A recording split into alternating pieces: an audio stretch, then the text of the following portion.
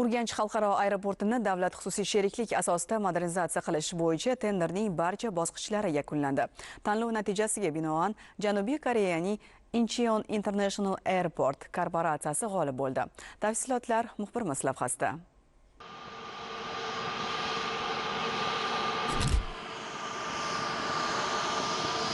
Urganch xalqaro aeroporti Xorazmning iqtisodiy va turizm salohiyatini ochib beruvchi asosiy havo darvozasidir.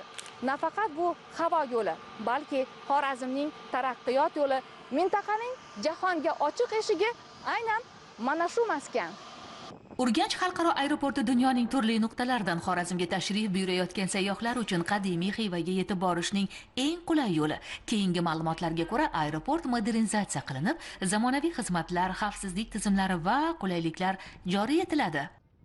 Urganch xalqaro aeroporti davlat xususiy sherikchiligi asosida modernizatsiya qilish va boshqarish bo'yicha tenderning barcha bosqichi yakunlandi. 2024-yilning 1-avgustida Urganch xalqaro aeroportini modernizatsiya qilish va boshqarish loyihasi bo'yicha ochiq tender e'lon qilingan edi. Tanlov natijalariga ko'ra, Janubiy Koreyaning Incheon International Airport korporatsiyasi tanlov g'olibi deb topildi. Ta'kidlash joizki, davlat xususiy sheriklik loyihasi aeroportni modernizatsiya qilish va boshqarish loyihasini birgalikda amalga oshirishni nazarda tutadi. Bunda xususiy sheriklik yo'lovchi va yuk terminallarini qurish va boshqarish, shu jumladan yerda xizmat ko'rsatish ishlarini amalga oshiradi. Davlat sherikligi esa aerodrom majmuasini qurish va boshqarish javobgarligini o'ziga oladi.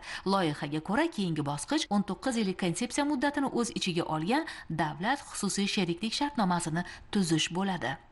Urganch xalqaro aeroporti bugungi kunda haftasiga 68 ta reysga xizmat ko'rsatyapti. Shulardan 28 tasi ichki qatnov. Yevropa davlatlaridan Milan, Parij, Madrid, Rim aeroportlaridan to'g'ridan-to'g'ri reyslar bor. Bundan tashqari Istanbul aeroportidan kelgan Rossiyaning Sankt-Peterburg, Moskva, Maxachkala aeroportlaridan to'g'ridan-to'g'ri reyslarimiz mavjud. Ichki qatnovlardan Toshkentga va Buxoroga to'g'ridan-to'g'ri reyslarimiz bor. Urganch xalqaro aeroporti kuniga 20 ga yaqin reyslarni qabul qilish, 1 soatda 300 nafardan ziyod yo'lovchilarga xizmat ko'rsatish imkoniyatiga ega. Modernizatsiyadan keyin qulayliklar yanada kengayadi va aeroport zamonaviy jahon andozasiga javob beradigan sharoitga ega bo'ladi.